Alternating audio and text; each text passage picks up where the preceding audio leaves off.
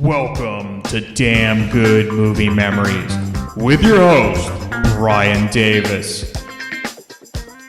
This podcast is the cure for your long commute and super boring workday. With a click, with a shock, from a jingle, domino, under the light. Something's coming,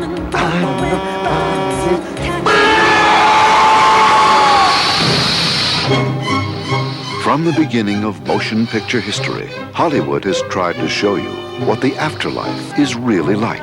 Good afternoon and welcome to Judgment City. You have any idea what's going on? No? Well, in a nutshell, you're here to defend your life, and I'm going to help you.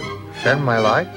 Finally, wow! The first true story of what happens after you die. Where am I? Is this heaven? No, it isn't heaven. Is it hell? Actually, there is no hell. Although I hear Los Angeles is getting pretty close.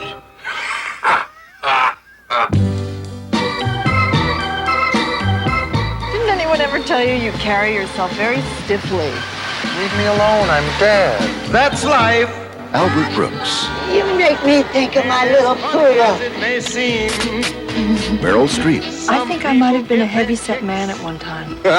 Rick Torn, Lee Grant, Buck Henry, in a new film by Albert Brooks. So I'm on trial for being afraid. Well, first of all, I don't like to call it a trial. Second of all, yes. If you see one movie before you die, I love you. I love you. This is damn exciting stuff. see Defending Your Life. Most people love it. Some it makes nauseous. Don't worry about it. Hey there, it's Brian Davis, and for this week's episode, we're going to cover Defending Your Life from 1991. The studio was Warner Brothers. The release date was March 22nd, 1991. The running time, 111 minutes with the rating of PG. Couldn't find the budget numbers, and the box office took in $16.3 million, making it the 71st ranked movie of 1991. Rotten Tomatoes gives it 97% fresh from 32 reviews. Roger Ebert at the time gave it 3.5 out of 4 stars, and here's his review. A recent survey indicated that most Americans believe in heaven and hell, and of those who believe, the overwhelming majority expect to find themselves in heaven after they die. Since many of them obviously deserve to go to the other place, if only owning cars with burglar alarms that go off in the middle of the night, a movie like Defending Your Life makes perfect sense. It is Albert Brooks' notion in this film that after death, we pass on to sort of a heavenly way station where we're given the opportunity to defend our actions during our most recent lifetime. The process is like an American courtroom with a prosecutor, defense attorney, and judge, but the charges against us are never quite spelled out. The basic question seems to be, are we sure we did our best, given our opportunities? The movie is funny in a warm, fuzzy way, and it has a splendidly satisfactory ending, which is unusual for an Albert Brooks' film. His inspiration in his earlier films is bright, but seems to wear thin towards the third act. The best thing about the movie, I think, is the notion of Judgment City itself. Doesn't it make sense that heaven for each society would be a place much like Earth that it knows? We're stuck with images of angels playing harps, which work fine for Renaissance painters. But isn't our modern world ready for images in which the angels look like Rotarians and CEOs? Stanley Kubrick's 2001 ended with an astronaut leaving the solar system and finding himself quite unexpectedly in a spotless hotel room. The usual explanation for that scene is that a superior race from somewhere else in the universe has constructed this room for him as a place where he would feel at home, while they studied him, much as a zoo throws in some trees for the monkeys. The best joke in Defending Your Life is that heaven is run along the lines that would be recommended by a good MBA program. And that's the end of Ebert's review. So when I mention Defending Your Life to someone, I almost always get one of two distinct reactions. One reaction, they've never heard of it and totally missed it when it was initially released and it just fell off their radar. The other reaction is the person's eyes light up and they go on and on about how wonderful the film is, and I now have a new best friend because I've not only seen the film, but I have a fondness for it. And this is the main joy I get from doing this podcast, the ability to introduce somebody to a newfound gem. And I believe Defending Your Life is one of those films that you'll wish you saw years ago. Let's get into the main cast. You get Albert Brooks, who plays Daniel. And just like this film, Brooks is one of the most underrated talents there is. His early work as a stand-up comic is just fabulous, and his film often seem to get overlooked, even though they're really, really well done and clever. So his film break was in Taxi Driver with Robert De Niro in 1976. He had a small, memorable role as Goldie Hawn's husband in Private Benjamin, where he dies the night of their wedding in the middle of the throes of passion, consummating their marriage. He wrote and directed and starred in Modern Romance in 1981. He appeared in Unfaithfully Yours with Dudley Moore in 1984. And then he wrote, directed, and starred in Lost in America with Julie Haggerty in 1985. And then he had a great role as a news reporter in broadcast news prior to Defending Your Wife. Brooks wrote and directed Defending Your Wife, a true underrated talent, in my opinion. Meryl Streep plays Julia, and if Albert Brooks is the most underrated person in Hollywood, Streep is completely the opposite in the sense that she's the most revered actress of her generation. I can't think of anyone who gets more praise, and deservedly so, than Meryl Streep. Prior to Defending Your Wife, her notable films include The Deer Hunter, Manhattan, Kramer vs. Kramer, Sophie's Choice, Silkwood, Out of Africa, Heartburn, Ironweed, She-Devil, and Postcards from the Edge. Rip Torn plays Bob Diamond, and Torn is one of the best character actors ever, and he's absolutely perfect in this film. There's far too many films to mention for Rip Torn, but if you've seen him, you know he's the best no matter what he is in. All right, let's get into the film. The movie gets going right out of the gate, and you hear Daniel Miller, that's Albert Brooks, delivering jokes at a meeting for his company. And before you see the conference room, it almost sounds like he's doing stand-up. His coworkers have given him a new CD player for his 39th birthday. Daniel's friend is played by James Eckhouse. You might remember him from Beverly Hills 90210, where he plays Jim Walsh. And he's driving him to a car dealership so that Daniel can pick out his new BMW with leather. The joke is that Daniel is going through a midlife crisis with his new car choice. And it's funny watching Daniel look at his gifts, which are a stack of new CDs in the long box form. Remember those? And his CDs include Don Henley, James Taylor, Barbra Streisand, and Edie Brickell. That is some middle-aged boomer shit for the times. The great part about Albert Brooks movies is the dialogue. Again, Brooks is incredibly underrated as an actor, and even his throwaway lines in this film are especially terrific. So Daniel's new Beamer comes with a CD player as well, which was a big deal back in 1991, and it makes me sad to think that almost no new cars today, this is 2020, comes with CD players. It's really a sad state for physical media. Anyway, Daniel is listening to his new Barbra Streisand CD while zipping along in his new BMW convertible. This is pretty hilarious to watch, as nothing says let's go crazy in that new convertible like Babs. Another driver honks at him and yells, "Do we all have to hear that?" Daniel's definitely a distracted driver and almost drifts into a few lanes before being honked at. Finally, in a cruel twist of fate, his newly stacked set of long box CDs slip off the passenger seat, and then he reaches down to get them and completely takes his eyes off the road. He then drifts into the left lane into oncoming traffic and then collides head-on with a city bus.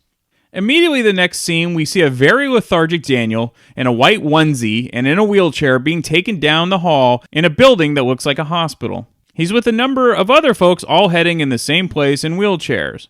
He is then placed onto a shuttle, and the tour guide informs everyone that they're in Judgment City, which is not on Earth. I think you can gather where this is going. Basically, the way the guy describes things, it sounds like a retirement community. Everyone on the shuttle is essentially in an awake state, but almost coma-like, meaning they can't speak or move much. This effect will wear off in the next day or two. Everyone is in Judgment City for 5 days. Daniel and the others are taken to a hotel, and they immediately fall asleep in their rooms. The next morning, Daniel is given a wake-up call by his defense attorney, Bob Diamond, played by Rip Torn, who tells him to take a shower and get dressed. Now, they only have long white robe-like outfits to wear, and then he has to go to Bob Diamond's office. Daniel can now speak after his rest. Bob informs Daniel that his time in Judgment City is for him to, quote, defend his life. Essentially, he needs to prove his case to the higher power in order to get into heaven. The nice part about Judgment City, and there are many great things, is that you can eat as much as you want and never gain weight. The weather is also always 75 degrees and sunny. Daniel decides to check out what's on TV, though there are only 5 stations to choose from in Judgment City. You never loved me. You never loved me for a second. I've loved you from the first day I met you. When was the first day you met me? Do you remember? Don't do this to me, Karen. Of course I remember. What's my middle name? You never told me that. That's the first thing I told you. In which life? In which life? That's it, Lenore. You tried, you failed. The game's over for you. Stay here, and someone will come get you. Stu, the decision is yours. Do you want to stop here or face your fear? I'll face the fear. He's facing his fear. He's facing his fear. You might just get a hole-in-one. Say, want to eat a lot? Ted's House of Buffet says you can have everything you see, plus more. Our chefs will cook it, but they won't look. Like the horseback ride, Judgment Stables, open till sunset, welcomes you. If your trial's through early, come take a 2-mile ride with us. You'll have fun.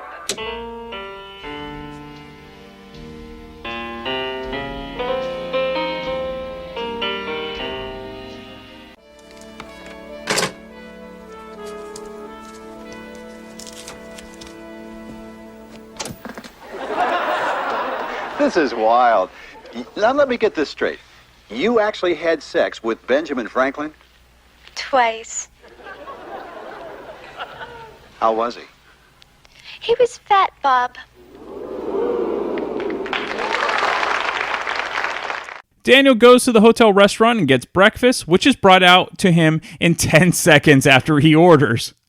It's also the best omelet he's ever had. However, he must catch his little tram in order to get to Bob Diamond's office on time.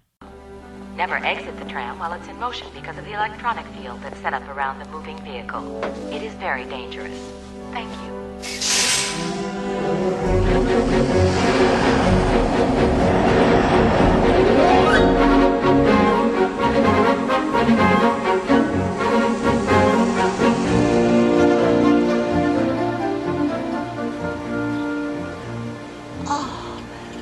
So young.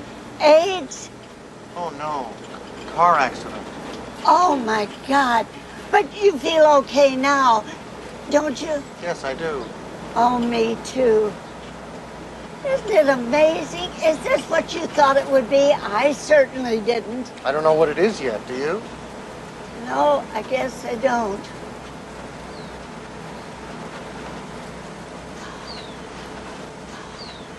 You make me think of my little poodle. Do you have a dog? I did have a dog, yeah. Oh. Well, I'll tell you about my dog. I had a little while. Oh, have you got a while? Yeah, go ahead.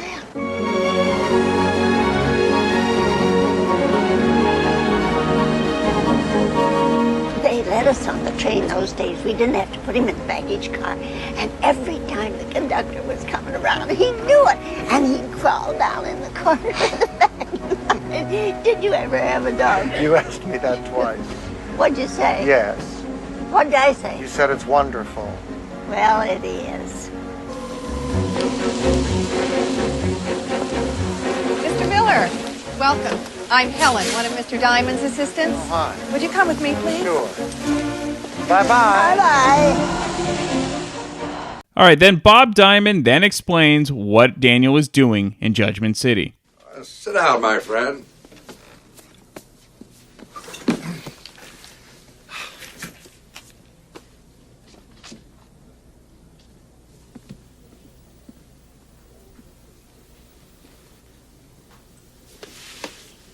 What are you looking at? What's wrong? You look good in that tupa. Some people don't, but you do. It's flattering to you.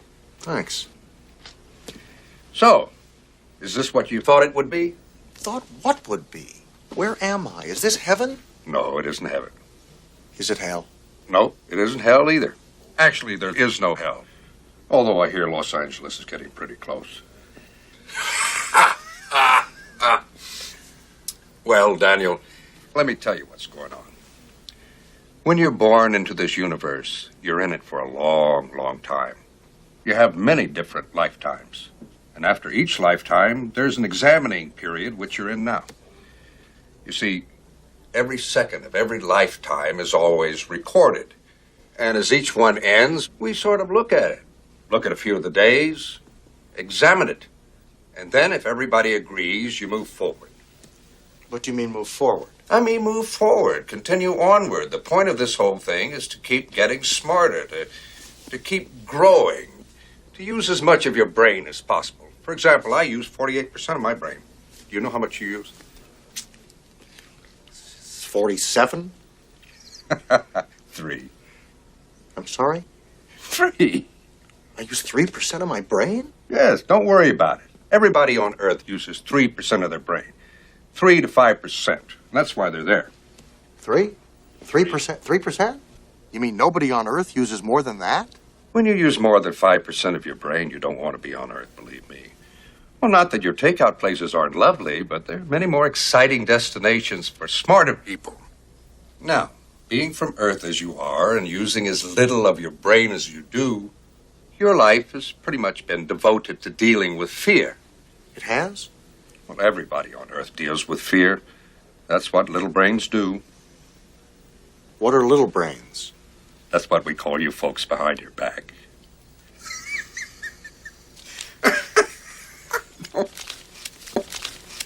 Forgive me. Who are you? Well, I'm just like you. I was on Earth a long time ago. But I advanced. I moved forward. I got over my fears, and I got smarter. Did you have friends whose stomachs hurt? Every one of them. It's fear. Fear is like a giant fog. It sits on your brain and blocks everything. Real feelings, true happiness, real joy. They can't get through that fog. But you lift it, and buddy, you're in for the ride of your life. God, my 3% is swimming. What are you reading? You wouldn't understand this. It's just numbers. You read numbers? Yes, sir. So I'm on trial for being afraid. Well, first of all, I don't like to call it a trial. Second of all, yes.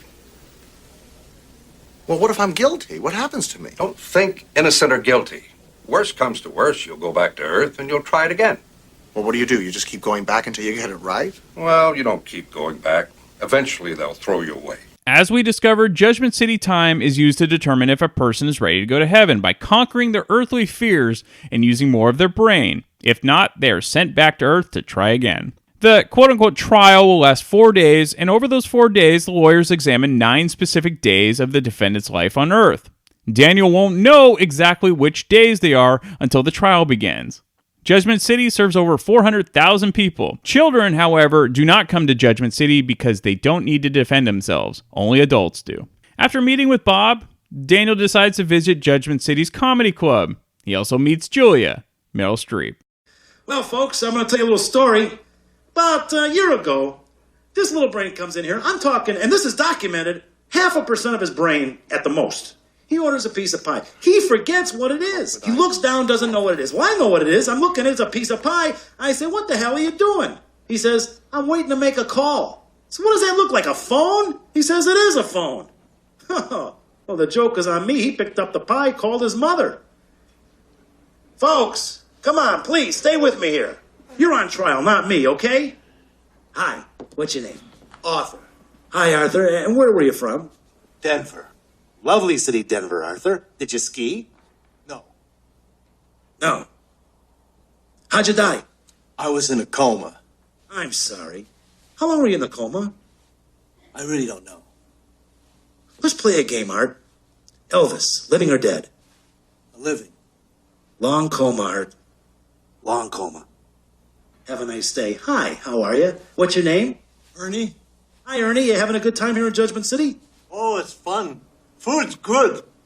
Yeah, it is, isn't it? Have you been to the stables, a little exercise? You like to horseback ride? Not very much. Good.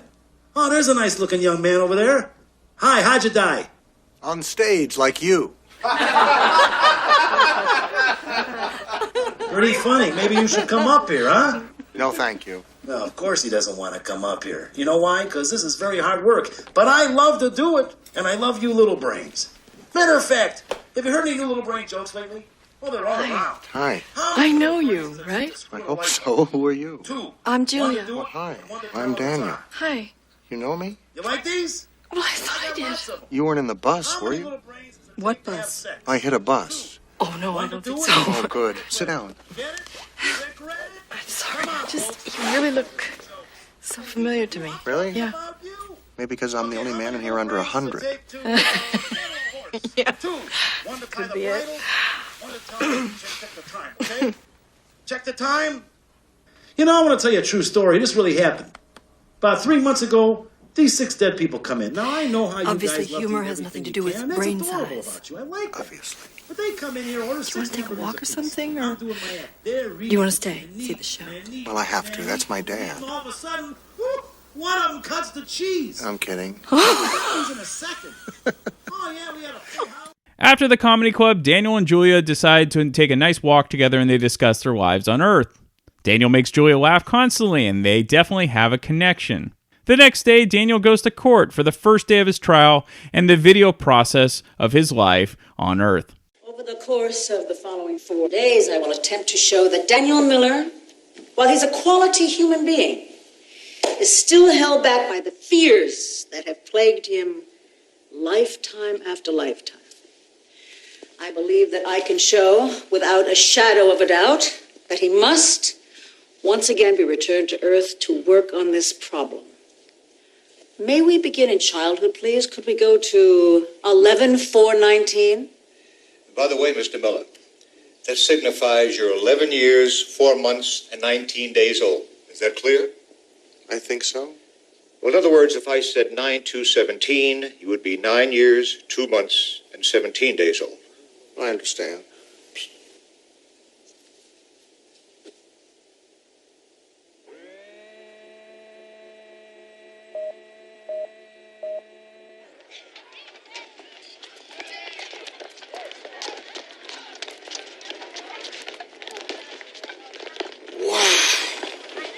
Realistic, isn't it, Mr. Miller?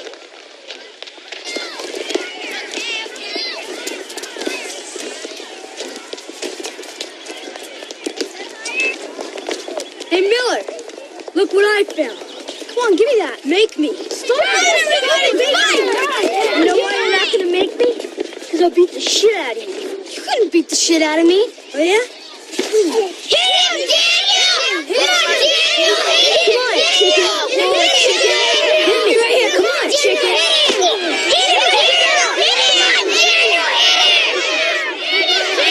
You stick up for yourself. Low life chicken. Chicken. Oh, that's too bad. Listen, why don't you come over to my house later and I'll help you glue it back together.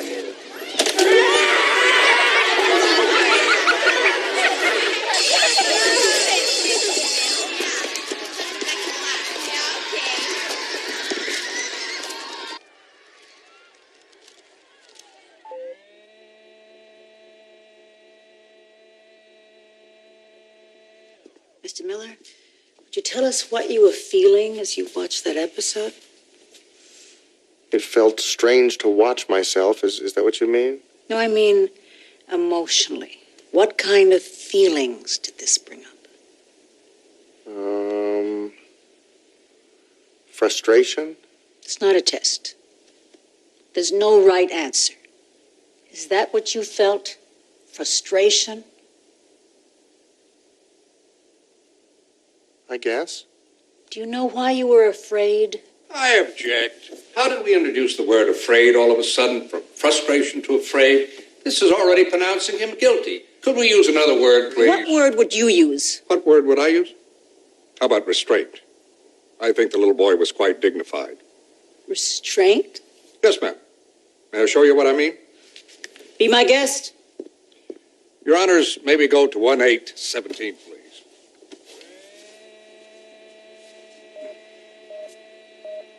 What are you accusing me of? Nothing. What are you accusing me of? Why don't you say it to my face? What are you talking Why didn't about? you ever think about my problem? Just lower your voice. Lower my voice? You said you wouldn't yell in front of the baby. Baby. It's always the baby. What about me? I live here too. This is my house too. I work very, very hard to pay for this house. You no, do. you don't. The minute I earn it, you go out and spend it. What do you mean? You think I spend too much money? Yes! All I do is scrimp! Look, if you don't like it, why don't you get on your high horse and get out of here? George, stop it! No. This happens every time you drink. Oh, please, lecture time. It's lecture time. Why don't you just sit down and enjoy the lecture? Please. Don't touch me. Please, just don't.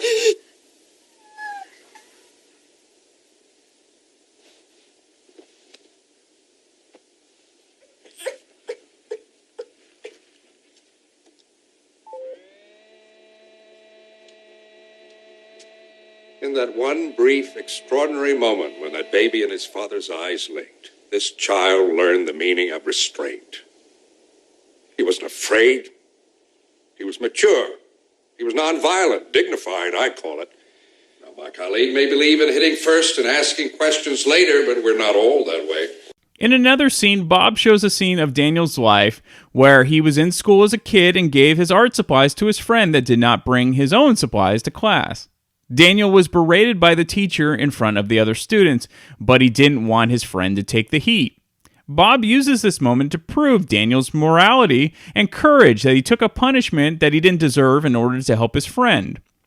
However, the prosecuting lawyer, Lena Foster, played by Lee Grant, has tape of that evening when Daniel is talking to his father about really what happened in school. You have to punish me? Yes, we do. First of all, no television for a month. I didn't do it! Steve did it! It was Steve's fault!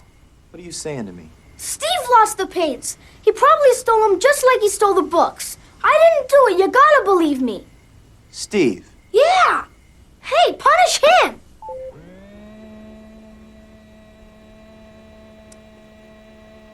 What happened to your friend Steve? Do you remember, Mr. Miller? What do you mean? He was expelled from school 2 days later. Isn't that what happened to him? I thought he left on his own.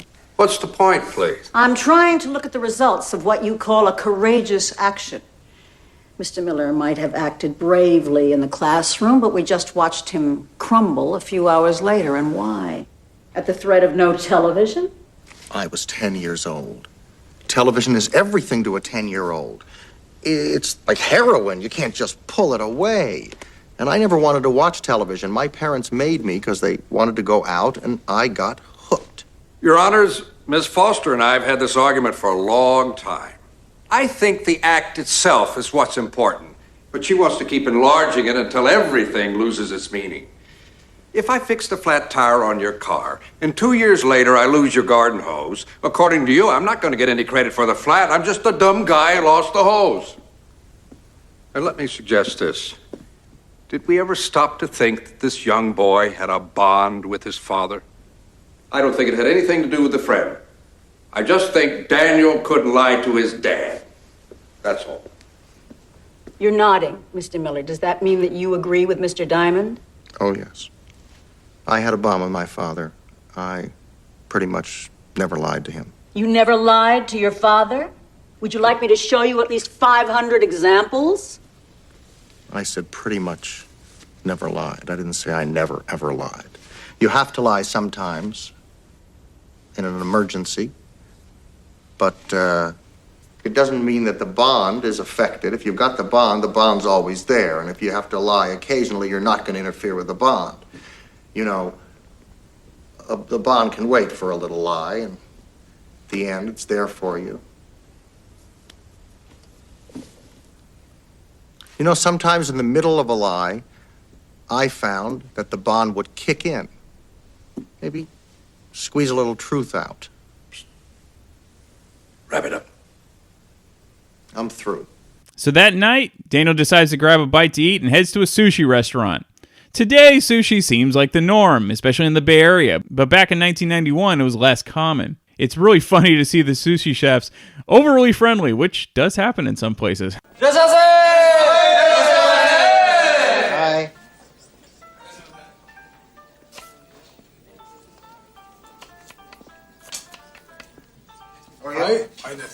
Thank you.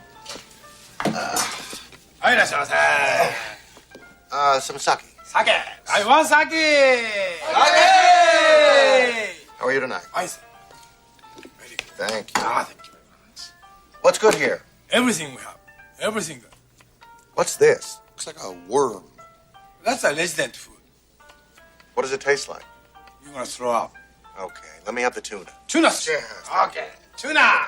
There we go. Tuna. Oh, very fast. Very fast. So I've been told. Delicious. Do you like it? Very good. Thank you very much. Thank you. So how many days are you looking at? How many days you looking at? 9. 9? 9 days? Oh my God! 9 days! 9 days! Thank you very much. 9 days. You better have more sake. You got 9 days. Yeah. I had 15. Name's Frank. Danny. 15 days? Is that a lot? I don't know. How'd you die, Dan? May I call you Dan? Yeah. I got hit by a bus. What about yourself? Got shot in the head. Really? Murder? No, hunting accident. Some putz with bad eyesight thought I was an animal. How'd you make your living, Dan? Advertising. What about yourself? Spent a lot of money on adult books. Selling them? No, reading them. Yes, of course, selling them. Were you from L.A.? You know those nightclubs out by the airport? Those strip clubs? I coined the phrase, all nude. What do you mean? Well, that was mine. So I bought 2 of the clubs that were going under. They were only using the word nude. I put up totally all nude. Doubled business in a month. I gotta take a piss. You wanna go? Thank you very much!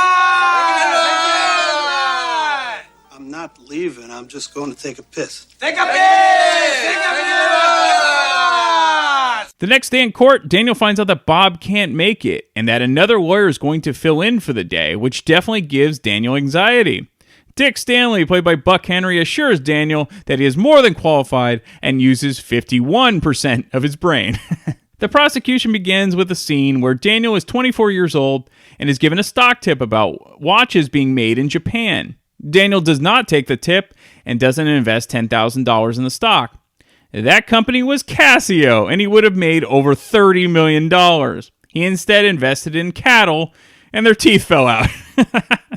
The reason the prosecution brought this episode up was to prove Daniel's poor decision-making. Daniel's lawyer doesn't even put up a defense, and the prosecution moves on to the next episode involving Daniel's ex-wife helping him prepare for a negotiation with his boss. 59, 65. 60, 65. 61. Let me make it plain. I cannot take the job for under 65 under no conditions. Your Honors, I would like to go directly to the next afternoon and show you the real encounter. Daniel, I'm prepared to offer you $49,000. I'll take it. I'm going to get you a parking place. Okay.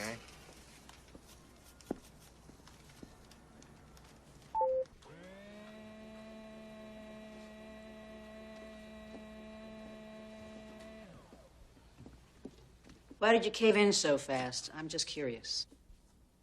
Why did you accept so much less money than you wanted and do it so quickly?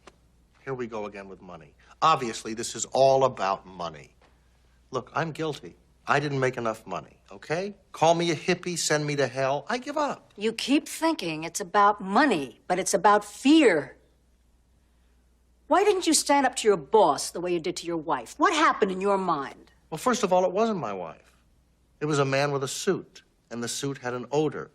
And the odor said $49,000. I like that very much. So your nostrils told you you were worth less. Is that what you're saying? The process that a person goes through when they're accepting a salary is a complicated one. You don't know all my reasons.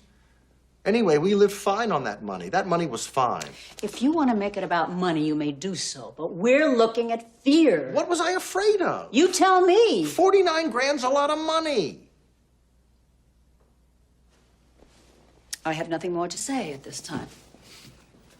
Mr. Stanley? I'm fine. I can't believe it. And you didn't want to toot your own horn. Would you like to show something, Mr. Miller? I got a raise 6 months later. Well, if you'd like to show that, you let us know. Miss Foster? Your Honors, at this time, I'd like to present a compilation of general misjudgments. Half of them fear-based, half of them just stupid. I've assembled 164 misjudgments over a 12-year period.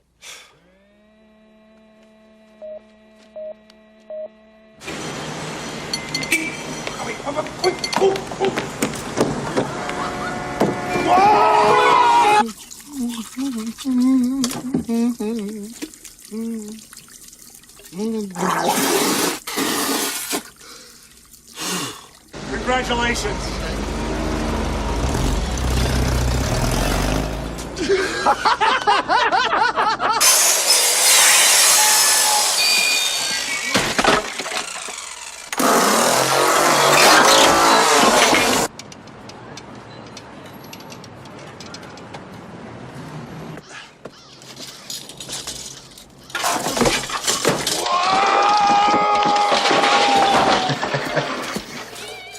When I watched this film for the first time, I found myself really loving the creativity and brilliance of the film. No other movie has taken such a creative stance regarding death and the afterlife. And the fact that they took an earthly process like the judicial system to show a process like getting into heaven could work was just genius. All right, after another rough day in court, Daniel's attitude perks up as he runs into Julia in the courthouse and they spend the day together. They end up at the Hall of Past Lives Pavilion, and we get a great cameo from Shirley MacLaine as the host. Of course, there's a connection here because Meryl Streep was in Postcards from the Edge with Shirley MacLaine. The show will begin in 30 seconds.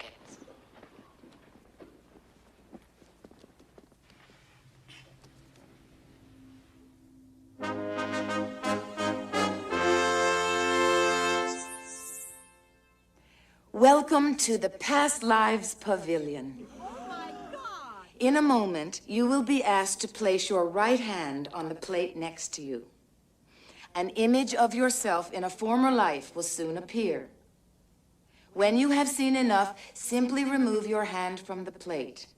Since we want to be fair and accommodate everyone, you will be limited to 5 past lives only. Thank you. Please place your hand on the plate now.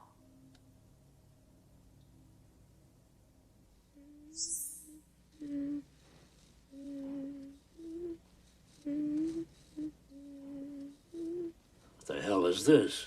Elizabeth, time for supper, darling. Be there in a moment, Mumsy. What the hell's going on here?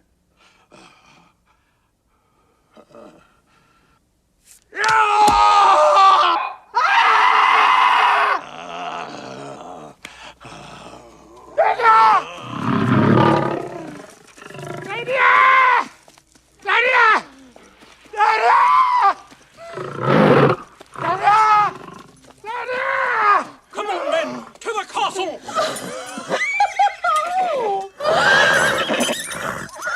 It's incredible! Who are you? I'm Prince Valiant! Really? Yeah! Who are you? Dinner.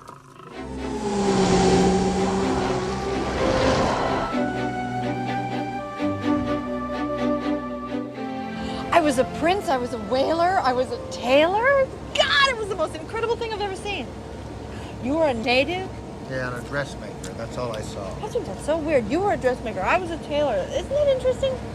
You want some? Daniel and Julia are starting to fall for each other, and they want to see each other as much as they can while in Judgment City. Next, they go miniature golfing, and Daniel asks how Julia died. You know that you never told me how you died? How did you die? I don't want to talk about it. Why? It's embarrassing. Embarrassing? What could be embarrassing? I was hit by a bus. I tripped. No. Yes. Seriously? You tripped? Yes. On what?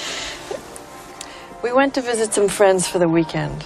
Everybody wanted to go into town, but I wanted to stay at the house and go swimming, so I went outside, tripped over the chaise lounge, hit my head on the cement, and rolled into the pool. What did the East German judge give you? So seriously, did you feel anything? Were you unconscious? Were you scared? I was pissed. You died pissed. I'm still pissed. I was a good swimmer. Well, swimming's only part of the sport. You got to negotiate the patio furniture. You know, in the Olympics, they're taking that part very seriously. The Romanians are excellent at it. You make fun of me. I'm going to get you. You've already got me.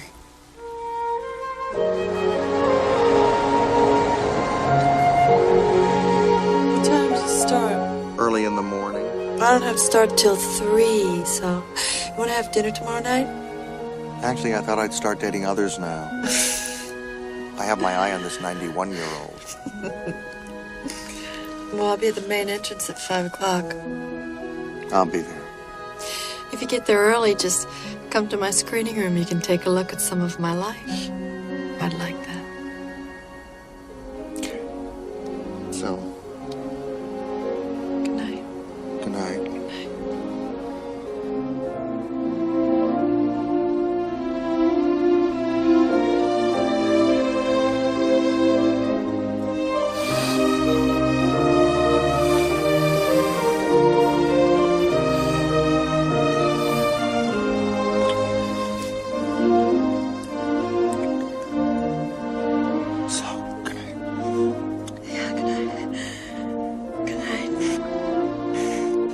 You'll feel great. I have 3 boxes of candy waiting for me. Oh, did they give you those chocolate swans? Swans? They're cream-filled. They're really delicious. Swans? No. I think I'm just getting breath mints.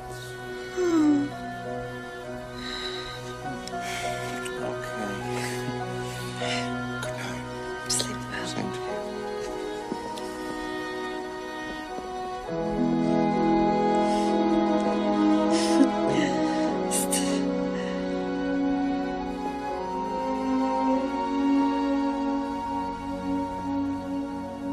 So you can't tell from that scene, but they end up kissing before saying goodnight.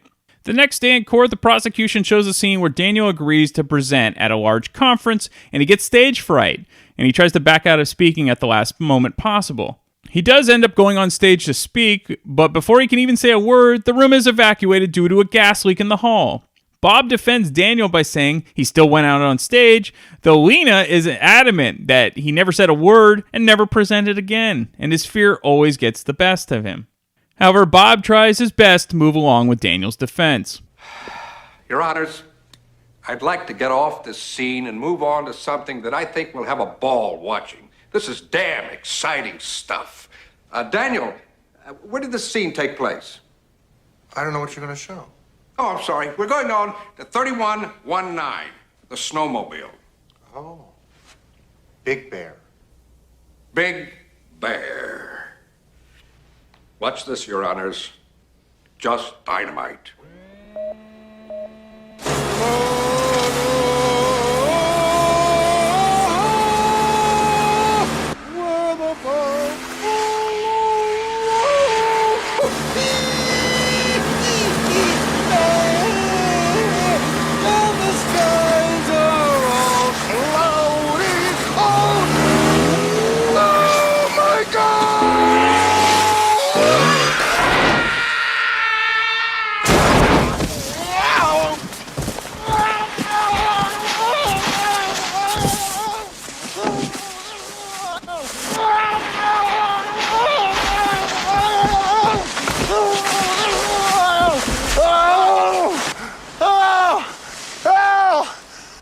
How far did you have to go to get help?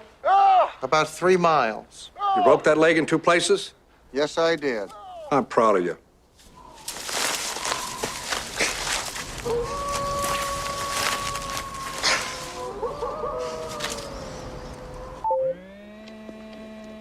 With no help, by himself, with as badly a broken leg as I've ever seen, this man crawled 3 miles to get help. You can't be serious. I'm sorry? What did we just watch? That is self-preservation. He didn't risk his life. He saved his life. Oh, I see. You're not a hero if you save your own life? A hero? No. No, you're not. You're not? No. No one here is accusing Mr. Miller of not having a survival instinct. But we're here to see if he can overcome fear, not pain. You don't see the fear in this situation? What was he afraid of? Well, how about death, for starters? I hope you realize, Miss Foster, it would be very hard to be a brilliant public speaker if you're lying dead in the snow. Mr. Miller, for the record, you never rode a snowmobile again, did you? Wait a second. Not because I was afraid, because I hated it. You have to believe me on this. This has nothing to do with fear. This is hate. This is a rotten contraption, Your Honors. First of all, it heats up like a toaster oven. I burn the hair off my thigh from my knee to my crotch, singe it right off. Secondly, I don't know if it was the leather seat or if it was lined with fur, but years of rotting and drying out and getting wet. Mine smelled like an old sheepdog. Thirdly, it's very, very noisy. And they don't tell you about that. You don't find out until about the second hour when you can't hear anyone. You get off and have a snack and your friends are in a silent movie. And fourth, pardon the expression, but your balls vibrate for 3 weeks afterwards. I'm very proud of you. Very, very good day. Very emotional day. What are you going to do tonight? I'm going to see this woman. Julia? How'd you know her name? Still don't get the big brain bit, do you? I'll see you tomorrow. You should feel good. You did very well. See ya. Daniel visits Julia in her screening room and sees a clip of where Julia saved her kids from a house fire and that she even went back to save their cat. Unlike Daniel, Julia has led a fulfilling life and without fear. Both lawyers seem to really love Julia, along with the judges, the complete opposite to Daniel's case. So while this is a comedy, the way it's presented is very heartfelt, and the underlying message that you can't be afraid to do things in life is a really good thing to live by. It doesn't mean to make poor decisions and live recklessly, but it means you shouldn't be afraid to fail. By doing nothing, that's the real failure. You learn from your mistakes and then you grow. Daniel and Julia go to an Italian restaurant that night for another date. This leads to an amusing scene with Julia and her spaghetti. It's really a shame that Brooks and Streep didn't make more movies together because they really do have terrific chemistry.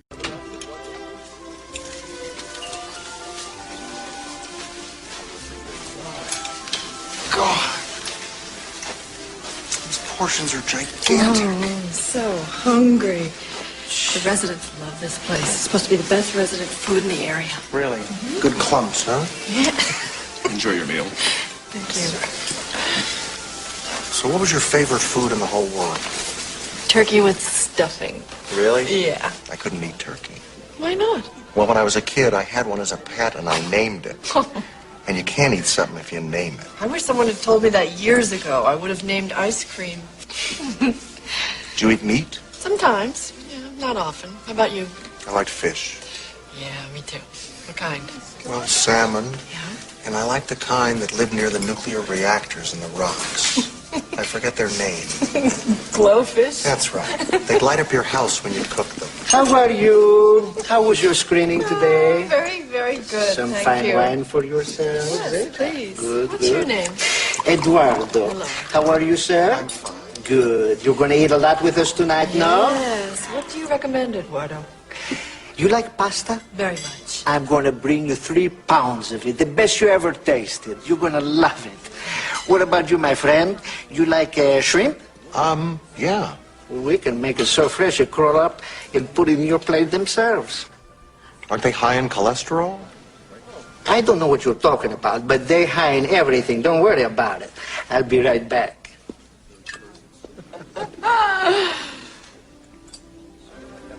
Cheers. Here we are. Oh, you're going to love this. Ooh. And you are going to love this. Oh. There's 30 shrimp in there, and there's 30 more where that came from. Wow, this looks delicious. Oh, you like broccoli? Yes. You like it with a lot of cheese? Yes. Yeah, that's my girl. What about you, huh? Maybe just a touch. You got it. That's fine. How many days you looking at, huh? 9. Ooh. You like a pie? I love pie. I like you. I'm gonna bring you 9 pies to take with you. A pie for every day. Well, I don't want to take any pie. Hey, it's my pleasure. Don't worry about it. They'll keep. Don't do it. Don't, Don't really. Dig in, eh? All right, but don't bring me anything. This is fun. Good? Oh, my God. Oh, my God. It's unbelievable. My prosecutor just sat there.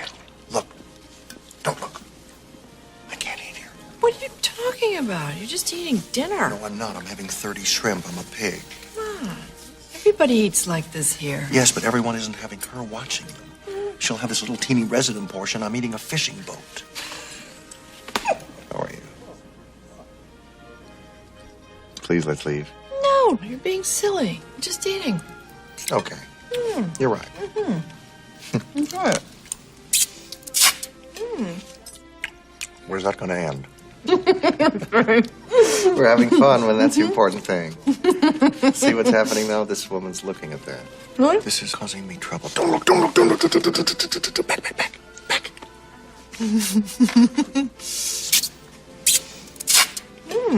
Okay. Suck that up.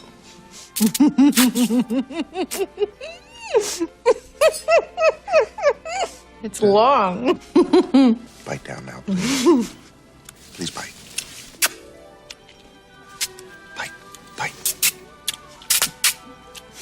After dinner, Daniel has to lug around 2 huge boxes with 9 pies in them. Then he and Julia stop in the hotel lobby to have a heart-to-heart talk.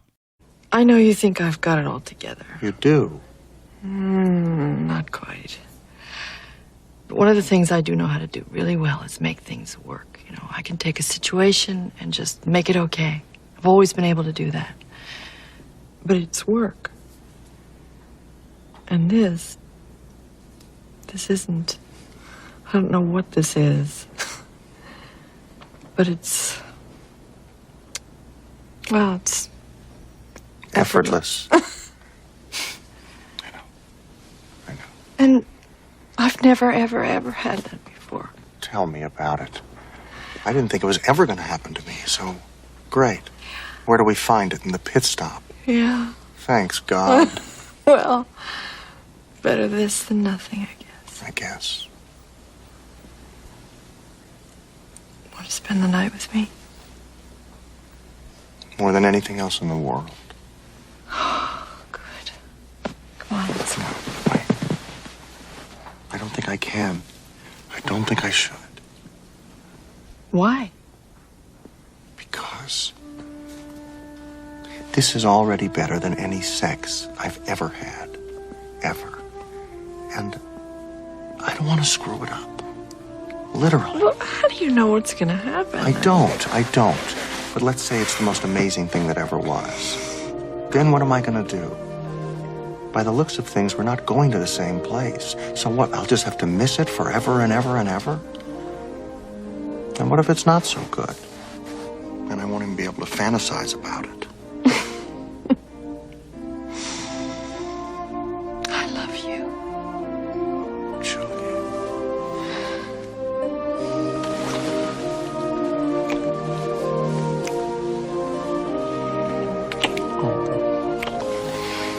If I had a fire scene like you had today, I would feel differently, I'm sure. I'd stay here, I'd never leave. But I've been defending myself so hard these last few days, and I just don't want to be judged anymore. I have this wonderful feeling inside of me, but I'm just tired of being judged. It's okay. But I'm going to miss you. Oh, I'm going to miss you so much. I love you, Daniel. Oh, God, Julia. I miss you. Daniel goes back to his hotel and doesn't spend the night with Julia, which he regrets, and so he leaves her a phone message saying he loves her and will miss her immensely. The next day is the final day of his trial, and he has to give his final summation to the judges. But has he truly conquered his fears? Especially the night before he didn't even spend the night with Julia. Your final summation, please. Well, I think it was thoughtfulness. And I would like to say something about this disease. Your Honors, I didn't think that Julia had a disease. But you must understand that right now on Earth, they're filling our heads with all these terrible things. They keep telling you over and over that you're not just sleeping with one person. You're sleeping with everyone they've ever slept with. And now that I've been to the Past Lives Pavilion, that could be 20 to 30,000 people. As far as the rest of my life is concerned, I truly believe I turned a corner. I know I had a few fears left, but I was taken very young, and I feel I could have conquered them. So, If you see fit to let me move forward, I promise you I will do the best I can. I will work very hard. I'll do whatever's required of me. I'll do the best I can. Honestly, I will. I'll do the best I can. Is that all, Mr. Miller? Yeah? But please just know that I'll... Do the best you can? Good. Well, that's all, everybody. All right, so what happens to Daniel? And what happens to Julia? There's no way I'm going to give away that. If you're not seriously intrigued with this film by now, I don't know what to tell you. For me, it's one of the most underrated films ever made. It's completely original and wonderfully made. I can't think of a better movie to recommend if you've never seen it. All right, some fun facts. Albert Brooks worked on this story for over 2 years, and he was quoted as saying, "I wanted the equation to be non-religious, non-heaven-like afterlife," he said. And I think the most interesting thing about the movie is what it says about Earth. Self-examination got a bad rap with all the yuppies turning inward, and I think it's an important thing to do. Brooks never thought he could get Meryl Streep for one of his films, but he had dinner with his friend Carrie Fisher, and she invited Meryl Streep. Brooks talked about his film, and Meryl Streep asked if there was a part for her. And of course, the rest is history. All right, two of my frequent guests who have seen Defending Your Life and just lit up when I told them that I was doing this movie. One being Sonny Pooney from the Growing Up Rock podcast, and of course, Podcast Rock City. And frequent guest, Eric Sinzak. Both wanted to chat about Defending Your Life, and so that's exactly what we do. And then I will be back next week to talk about yet another random movie from my DVD collection. All right, we're back with Sonny Pooney from the Grown Up Rock podcast and also Podcast Rock City. You love your Kiss. And another thing you like is your life. Everyone wants to live the best life possible, but sometimes things happen, and that's what happens in Defending Your Life. When I talk about this movie, some people haven't seen it, and I immediately tell them, you've got to see this movie. It's one of the most underrated films ever, and people that see it absolutely adore it. How did you find out about it? Well, first of all, let me tell you, it's 57. It's day 5710 for me today. I don't know if you know that. But how much of your brain do you use? Oh, 2%. Yeah, 2%. I'm not even at 3. I'm at 2. The way I came about this movie, and I don't know if this has ever happened to you, but have you ever had friends that make references about a movie they saw and then start using it in the language that they're speaking to their friends with, right? So, sure. Yeah. My best friend, for like out of the literal blue, start going 9 days. Every time you would hear the word 9 days, you go 9 days. I'm like, what the hell are you doing? Right? He goes, oh, you haven't seen this movie Defending Your Life? And that's how I actually went and rented it and go, all right, if this thing's going to be kind of our part of our conversation, I guess I better go watch it. Loved it from the first time I saw it. The acting is so good in it because you got Albert Brooks. I mean, speaking about underrated, I think Albert Brooks is a genius. He just has this knack about him that he is super funny without being, kind of overt and obvious with his comedy, and he's just brilliant. Plus, you have Meryl Streep who can do anything, and then Rip Torn. I mean, just the cast in this is terrific. Yeah, and the movie, maybe it didn't go straight to video, but man, you don't hear this heralded as a movie of the early 90s that's a must watch. Why is that? I don't know. I think it just, for whatever reason, maybe people don't like to think about their own death and maybe it's too morbid, but it's not treated that way at all, you know? It's one of the most unique storylines of a movie I've ever seen. Me too. Right. So I'm just so surprised that it didn't take off. That storyline would work today. This whole Defending Your Life, I was thinking, if I had to defend my life, I'm just throwing in the towel and say, dude, just get me out of here. Where am I going? Just send me back. Actually, well, yeah. I'm at life 21. Just throw me away. I'm done. Well, yeah, it is so brilliant that you basically have to hire. I mean, they basically take civilization and then kind of transition it to you have to basically defend your life to get into heaven, and you have to go throughout your life like it's a lawsuit or it's a case, and it's absolutely brilliant. I just love that Rip Torn's is defense attorney. And there's a couple of things that timestamp the movie a little bit. It was interesting. The old lady on the bus says, "Oh, so young, AIDS." Right. Right. I'm like, yeah. That wouldn't fly today, but I'm like, this is 91. So it does kind of timestamp it a little bit. Or the CD he got as a president. That was actually, it totally took me back, right? Those long box CD things, I'm like, oh, and the whole thing about the CD falling down, he has to go grab it and he crashes to the bus that way. You know how many times my phone has fallen to the ground, and I've probably done the same thing driving. I know.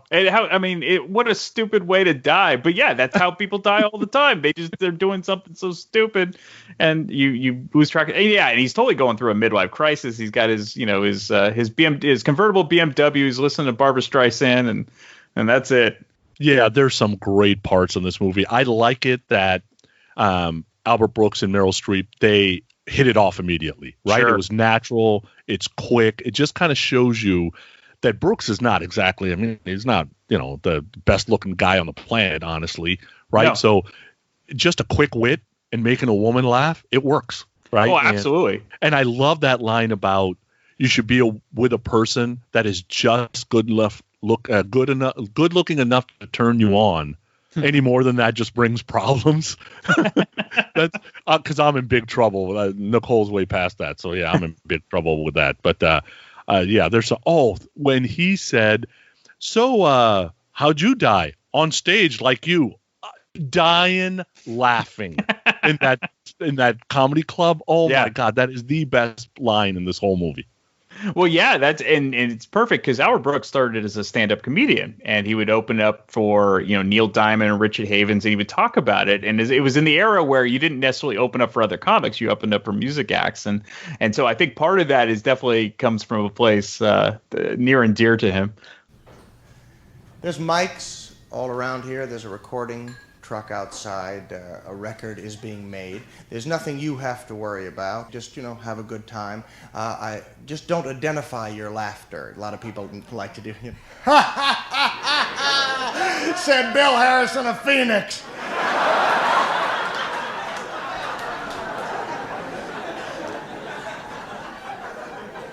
By the way, this room is full, and I might say that there's a camera up there right now. There's a Jewish audience in the Wilshire Ebell Theater watching this. They do that on high holidays. When the temple fills up, they move into theaters, but they never take off the titles of the theater, and thousands of Jews walk out of Deep Throat.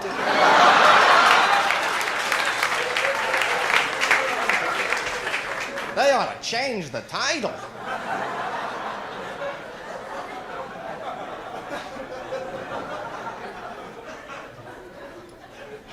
This is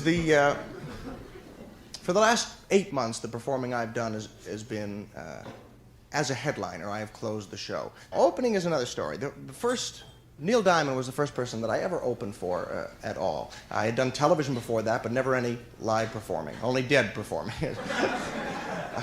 I met him at a college, I guess 4 years ago or so, in Mississippi. I didn't meet him till the actual show. I was met by the student body president who picked me up at the airport, and he said, "You're the comedian, huh?" Yes. "We had Al Cap here last night. He's a witty guy." Oh, boy. I'm in trouble. In trouble. It was all right. It went very well. And I stayed on and off with Neil for about 2 years. I started with him when he was doing small colleges, and my God, I watched the man price his way right out of the business. No, it was getting strange there towards the end. He would perform, then the owner of the building would come and give him the deed to the building. "You own this, and this is my house, and this is my car. Thank you, Mr. Donovan." Right away on a bike.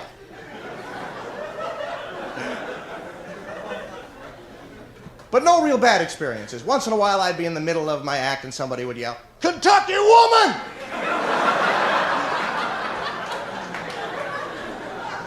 Happy to have her here. Thank you.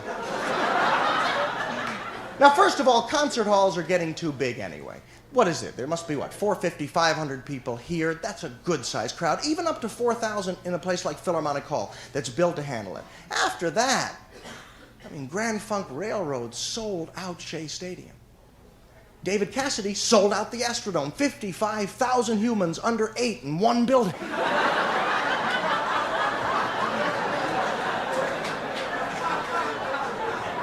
There's a disease in there somewhere.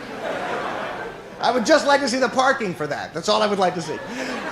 More station wagons in one place than anywhere on the earth. Kids, quiet, kids.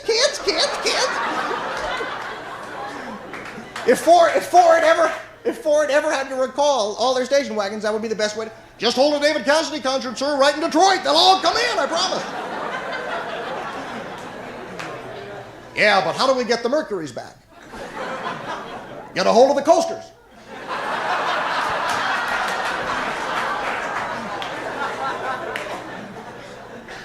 It's getting worse. I mean, there are buildings that are... There's no building large enough now, it seems. A Three Dog Night just passed a law within their group, starting, I think, in 2 months. They will play no more buildings of any kind. They will just play states and do 30, 32 concerts a year, stand in the middle of Kentucky and play, and everyone pays that day. Appearing in Kentucky, Three Dog Night. Liar, liar, $8.50.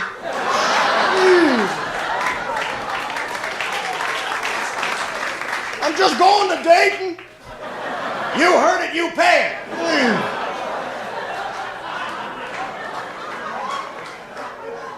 What could the ultimate of that be? They get on a jet plane in New York and fly to Los Angeles and play in the plane, let the military promote the concert, and have everyone in the country pay $1. Excuse me, you two. See that plane? Yes, we do. $2. Let me treat you, honey. Now, we get into certain few rough concerts will stand out forever. I will talk about one this evening.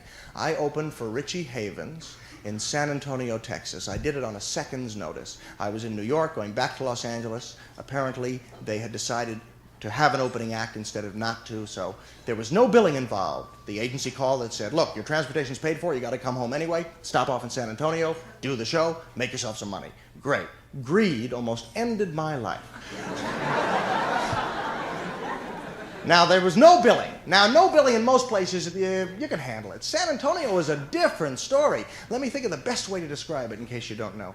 You will hear, read, see, think, draw, imagine, dream, vomit up the word Alamo till you want to go and hire the Cleveland Wrecking Company and break it down yourself.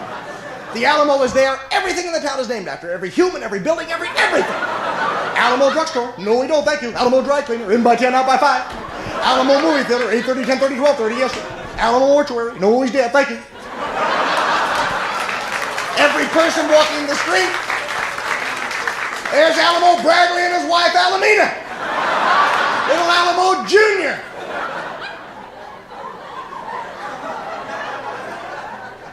This concert was supposed to start at 8 o'clock. I was in the lobby of the hotel at 7:30, met Richie and his band. We got into a station wagon. Very easygoing guy. Talked to me for a while, talked to the wagon for a bit. Really wasn't a hard man to get along with. At 10 minutes to 8, we get to this place that no performing should have been done in. Ever. It was originally built to store manure for the rest of the world. At 8:02, at 2 minutes after 8, not 8:30, not 8:45, 8:02, 6,000 people are in this place going, Richie, Richie, Richie, Richie, Richie, Richie.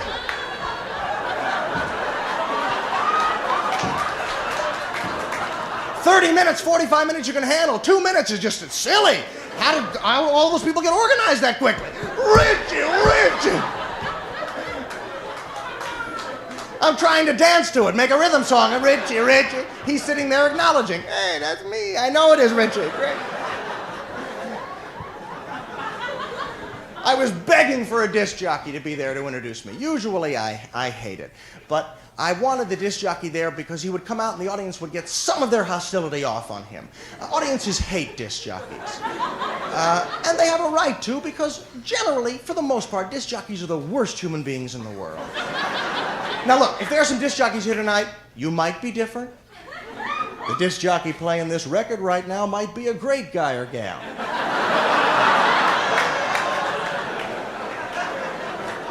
But for the most part, they're the worst. Now, this is not my opinion. This is a medical fact. So it's not really me who's saying it. The AMA came out with a report about 6 months ago listing the 3 worst human beings in the world. First was incurable lepers, I'm afraid to say.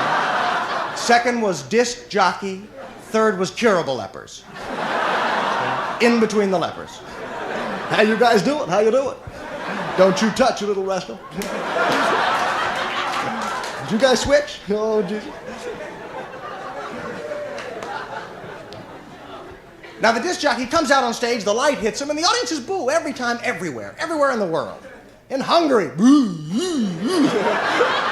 They just boo. But a disc jockey's an amazing human. I envy him. There's something with his inner ear. The hairs are different. I don't know what's... Harvard Medical School is studying the disc jockey's inner ear now. Whatever noise he hears, he can turn instantaneously into a compliment. It's a great thing to see. Boo, you jerk! Thank you, you're beautiful. I said boo, I said thanks. Whatever you say to him. I think your fly's open. It is a great day, isn't it? How are you?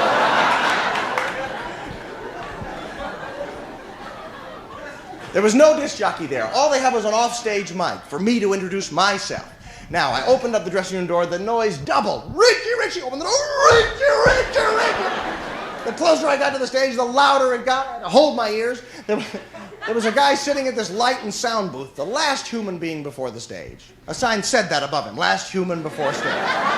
Don't feed. And in the midst of this, Richie, Richie, Richie, he actually looked up and said, your name Richie? No, it isn't. They're going to kill you.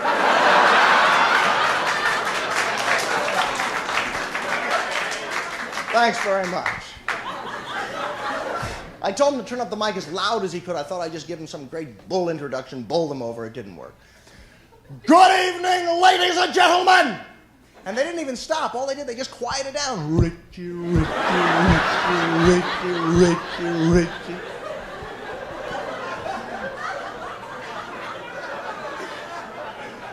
I wasted no time. To open the show this evening. Took about 4 seconds. You could hear glasses drop. People open, close. Hot, cold, soft, hard. Somebody else is here. Richie, Richie, I was dead. They went crazy. Richie. No matter what I said would have worked. I gave myself some amazing credits. He's Johnny Carson's closest personal friend. He slept with Ed Sullivan. He knows every Chinese human alive. Would you welcome? Nothing. Boo, boo, boo.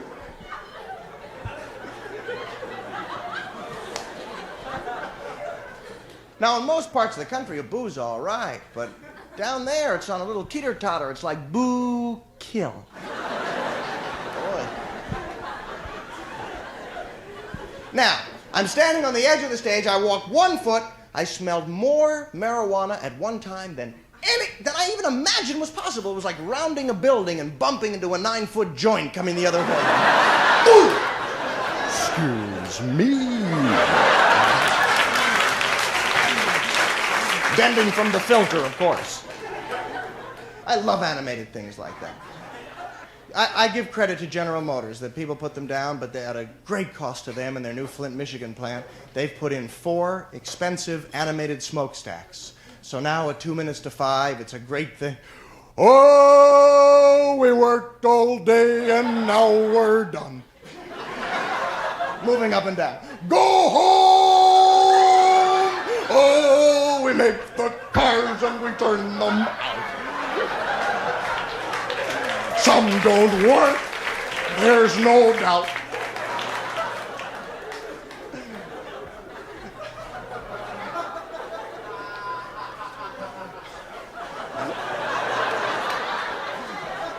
Well, I was in major trouble now. I mean, so I'm thinking to myself, I'm walking towards the mic, I'm thinking, all right, wait a minute, the marijuana, they're all stolen in a second, everything will be fine. As soon as I said that, I said, no, that's what Dick Clark said in the movie. That has nothing to do with reality. What am I talking about? What does marijuana do? It takes you as an individual, whatever you like that more, that's all. If you like to fool around with little chickens, you'll just get a lot of them someplace. In that part of the country, the wants really aren't that refined when they're stoned. You know? Kind of like, let me see that.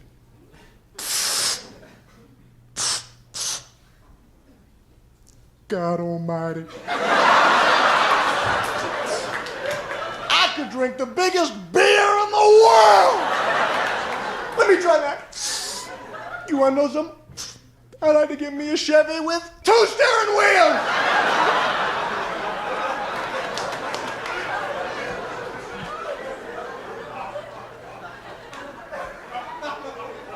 Now, I tried doing things. I tried to mention the word dope. Nothing worked. I was getting close to the end of my life. My heart was saying, this is it. This is your last day on the earth. I pulled out the big gun. I couldn't help it. I didn't want to use it. It's just a trick, but I had to do it. It's a word. It works in that part of the country every single time. It's a miracle word. The word is shit. I don't understand it, but 6,000 people, Rick, shit.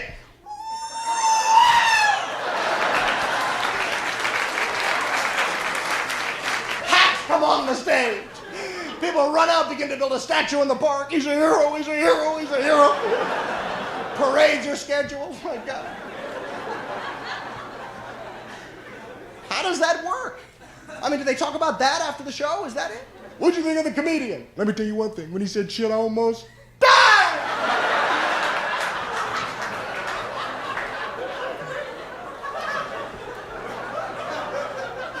3 weeks later at breakfast. Remember when he said shit? Give me more.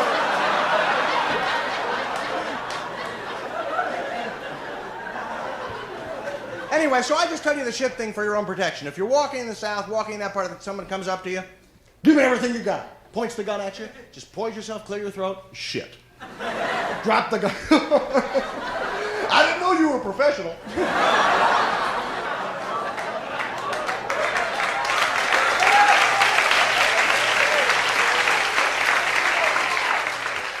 Yeah, and I think, going back, again, with the storyline, right, unique.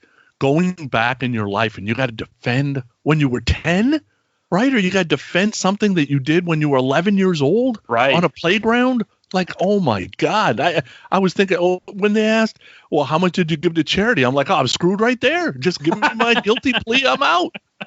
Well, and then you have Meryl Streep, who's lived essentially the perfect life. She has done everything the right way. She went back into a burning building to save her children. She is the epitome of someone that is going to go to heaven. Yeah, totally. The Past Lives Pavilion? No way. I'm not going. There are just some things better left unknown. Would you go? Oh, yeah, I think the curiosity would kill me. My God, there's no way. No way. What if you find out that you were Jack the Ripper? Then that's true. What? That's true. Well, you would hopefully try to improve on it. In your next life, you don't want to be like the Green River Killer, and upgrade out, to Ted Bundy. That's yeah. But yeah, that's funny. Somebody brought up a great point a long time ago. It's like, how come in our past lives we're always someone famous? Why can't we just be, Joe Schmo? It's we're always like this king or this prince or somebody legendary. It's like there's only so many of those people. Yeah, that's funny. And then when they were going through the 160 some odd judgments in the 12-year compilation, right? And he does the shampoo gurgling thing. I've done that. I've actually done that. The whole thing about the used car guys laughing as he drives off in the clunker. I'm sure I've done that. There's no doubt. And then him being embarrassed at dinner and his prosecuting attorney basically watching it. I remember watching it first time going, oh, that's coming back to bite you in the ass right there, man. That's like live, this just happened yesterday type stuff. Yeah, I mean, the movie is so heady. It's funny. It's incredibly mature about how it handles this type of thing. And again, I've never seen a movie quite like this. And that's why I was really excited kind of to do this film. And I was glad that you had seen it because I think more and more people should check this out. Yeah, I love that dry humor. And Albert Brooks sells it well because he kind of looks like he almost comes off as a nerd, not comfortable around women, maybe a little bit of an introvert. But then the zingers come so dry, they are hilarious. Oh yeah. And then you have his lawyer, who is just as Rip Torn basically is the same type of person, but he's supposed to be even smarter. That's great.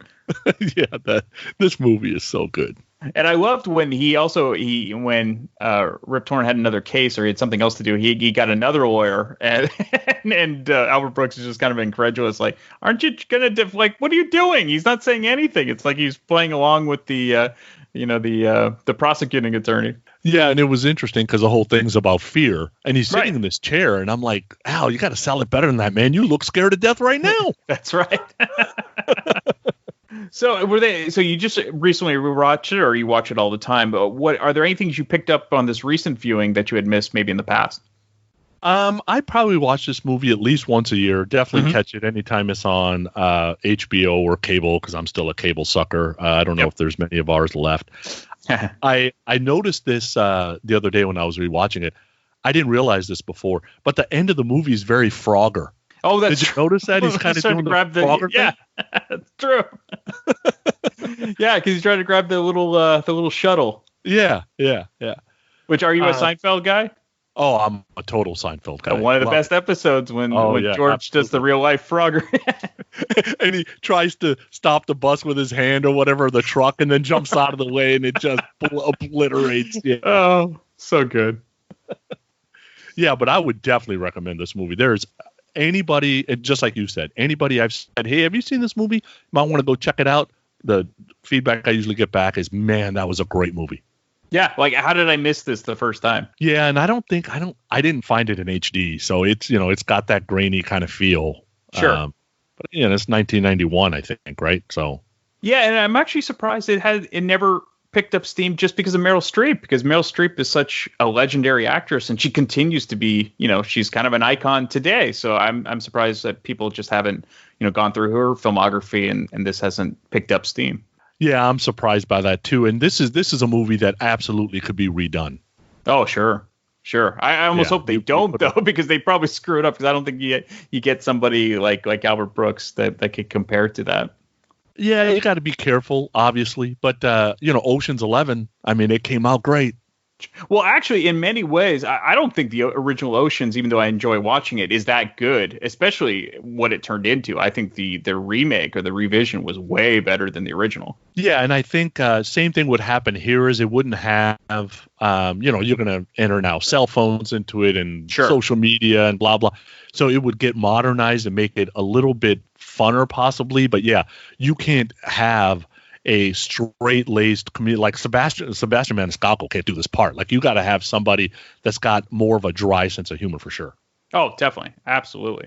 Well, as always, Sonny, thank you so much, and stay healthy. All right, we're back with Eric Sinzak. Welcome back, Eric. Thanks, Brian. Thanks for having me back on. No problem. And so we're gonna have you on for a movie that, whenever I asked if they've seen this movie, like a movie that I don't judge people on, but I judge them in the sense of when usually when they say they've seen it, and there's not many people that have seen this, their eyes light up, because it's like this gem that only the cool kids know about. And if they haven't seen it, I always recommend it. So, and the movie, of course, is Defending Your Life. Now, how did you hear about this movie? Did you see it when it first came out, or was this something that you just kind of stumbled upon? Well, as you know from many of our conversations, during the summer when I was a kid, I just lived watching TV and cable TV. Mm-hmm. So this was like on repeat on HBO. I watched this movie over and over again. Yeah, but it was one of my favorite films. So I love this movie. It's hilarious. I think it's an awesome movie. So before this, had you seen many Albert Brooks movies? Because he's definitely got a style unlike any other filmmaker. No, not really. I just knew he was a comedy writer. I knew he was, had just done some, not much of anything else. I didn't know of anything else he had really done. So I'd seen him on TV doing a couple other things, but not really anything like movie related. So okay, so you'd never seen like broadcast news or anything like that? I saw it later after this. Like, me and my dad were watching it one evening, I think, but I saw this first. Got it. Yeah, so there's just something so refreshing and different about this movie. I don't know why I first saw it. I mean, it was definitely well after it came out. It was probably in the late 90s. I probably just had Netflix. And this popped up, and I was like, well, Meryl Streep's in it, and I do like Albert Brooks. I knew that he did stand-up comedy way back in the early 70s, so I'm like, yeah, I'll give it a shot. But I think movies, are always afraid to kind of touch on death, because it's kind of just a weird subject, and let alone, be a comedy or even a romantic comedy. It's just so far-fetched. But the way they did it is it's completely unique. It's never been matched with this kind of uniqueness. I've never seen anything else like it. And yeah, a romantic comedy about people who are dead. Yeah. I'm like, who the hell pitches that? I mean, would you walk into a studio exec's office and throw that at him, and he's probably going to look at you and say, all right, come back when you're not drunk. Right. You know, just sober up and we'll talk about something tomorrow. You know, just... Well, and it might be initially why it probably didn't do well at the box office, even though you have, one of the greatest actresses of all time in it. But yeah, I mean, like, why would it just the premise alone would probably scare people off? Yeah, I'm sure it was very off-putting, and I don't think they marketed it well, probably. I mean, right. And there was a lot of other films that, around probably at the time that they had to compete with. So I doubt they, I don't even really know what was out. The 90s were, very chaotic film time. So you're constant competition for space on the marquee wall. Sure. So I'm sure that, if it's a romantic comedy, if you're not doing a big budget action flick, if you're not doing some blockbuster with, Stallone or Schwarzenegger or something else, and you're throwing it out there, you got Albert Brooks. Yes, you've got Meryl Streep, but you've got Albert Brooks. Okay. Where's the A-list guy? Right. Okay. He's okay. Rip Torn, but he's playing a minor role. All right. Where's the big? Okay. Well, we've got Meryl Streep. All right. Well, let's just throw a little bit of money in it. We'll put it out there for see how it does opening weekend. If not, we'll kill it. So that's kind of, I think, how the execs looked at it, and they're like, we'll float it and see if it does anything. If it doesn't, then we'll just not worry about it. So I don't think they're really worried. And it's not an action film at all. It's totally a talkie film. It's very cerebral. It's just for those that stumble upon it, you find yourself just totally riveted and like, well, okay, where are they going to go with this? Because you have no idea the first time you see it, like how they're going to do this, and they keep shocking you about all the really kind of interesting things, like having a lawyer basically defend your life. It's pretty hilarious. And the writing is superb. The comedy is great. The settings are wonderful. The way they've got the setup is perfect the whole way through. You will never be dull in this film. You never just get dull bored. In the whole bored in the whole thing. Yeah. You'll sit there and you'll be captivated by it the whole way through. I love this movie. So, who are some of your favorite characters in this? I like Rip Torn. I think Bob Diamond. Yes, Bob Diamond. I think he's just a great character. And the idea of having a lawyer in between Earth and heaven, or moving forward, as they say, is interesting. And the whole big brain theory that they put forward, I think that's hilarious. That the idea that they put people down a little bit for having a little brain, like especially when he goes to the comedy club. So there's this little brain in here yesterday. I'm like, okay, well, wait a minute. This you're just calling people little brains instead of, and he says, I came from a world with penis envy. Now I got to worry about brain envy. So yeah, that whole thing just cracks me up. So I love Rip Torn's character in it because, it talks about the big brain thing. And, Albert Brooks's character I think he plays it perfectly. And he's sort of the everyman that just, he's not too nervous. He's nervous enough that he's almost like the guy he's almost like everybody who would be in a new environment and be like, okay, I can get the hang of this. Maybe I can't. And that's just sort of how he feels about everything there. So I think he did a great job in it. So yeah, and a perfect compliment to Meryl Streep, who basically lived until her death the perfect life. I mean, she was the perfect type of person. I mean, that was also a funny part of the scene because they're going through the history of her life, and Albert Brooks is so insecure about his own life of what he didn't fulfill, and then Meryl Streep fulfilled everything. She saved her kids from a burning house. I mean, she basically lived the life of a saint.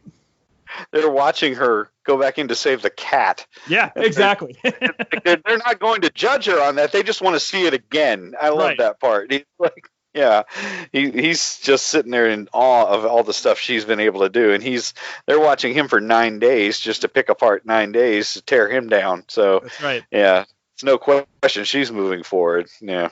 But it kind of leads to the moral of the story, which there's a lot of morals in this movie that aren't heavy-handed, and that's why the movie's so great, is he has the innate ability to make her always laugh. And so while he's definitely flawed, we're all flawed.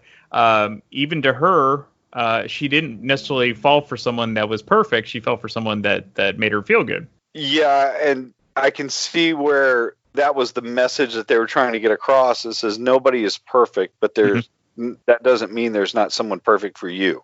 Right. And that's the wonderful point of the story, is that let's not beat ourselves up over this. Let's just stop trying to kill ourselves over trying to make each other make ourselves perfect. And yeah, it's not, this isn't forever. Stop trying to hurt ourselves over this. So I do love the feeling you get by the time this is over with. This movie never made me feel bad by the time this movie was over with. I always felt great watching this. Yeah, and that's a great point. Not only is it very refreshing, it's also a feel-good movie, like you said. What are some of your favorite scenes? I love where they did, we're going to show you 64 clips out of Daniel's life in the next 5 minutes. And they went through all of his, they said, are these, it said something like, these are just general misjudgments. And they went through like him falling off the roof and him like getting caught, like his door, like his arm was caught in the door of a car and it was like running away with him and stuff like that. Just mistakes. And he had that interim lawyer for that one day and he looks over at him and says, aren't you going to like do anything to like, or aren't you going to object? He goes, no, I'm fine. Oh, it's so good. It's like not gonna, Bob Diamond's not there for the day. So, and he also asked him, he says, he asked Bob where he was when he came back. He says, Bob, where were you? He says, I've been here. I've been wondering, where the hell were you? He says, I'd tell you, but you wouldn't understand. He says, wouldn't understand? Where? No, I want to know where you were. He says, I was trapped near the inner circle of fault. And he goes, you're right. I don't understand. The little brain. Yeah. I also love when they went to, they went to that hall of what you were when you in your past life. Past lives pavilion. Yes. Yeah. Oh God. Yeah. It was so great. Which always brings up the point, like in our past lives, why are we, I think he even says in the movie, why are we always somebody famous? Like there's only so many like legendary people in the past. And it's like when we go back, we're always some sort of prince or some sort of king, but we're never just like Joe Schmo that gets eaten by a lion like Albert Brooks. He's like, well, what are you? He says, I'm dinner. Yeah. Running through the jungle. The one guy, the heavyset older guy, he says, well, he's like, what the hell is this? He's a little girl, like combing this doll's hair. I thought was what's so interesting about this film is, if you remember, what really dates this film is, do you remember who hosts the Past Lives Pavilion? I believe it's, if I remember correctly, Shirley MacLaine, right? Right, and you remember in the 90s, the big New Age movement, and they're so shocked to see Shirley MacLaine when they go in there. They're like, "Oh God, it's her!" Oh my God, So it's like it really dates the movie because in the '90s it was all the big. Everyone was all into spiritual, past lives. She hosted so many like past lives and all kinds of like videos and everything like that. I remember all of that going on back then. So I thought that was really interesting how much that having her appear in that scene, because she is right there and a very prominent figure in that part of the film. It really dates it. So I thought that was really interesting. Yeah, definitely. And most people, younger folks, aren't going to remember Shirley MacLaine. So yeah, absolutely.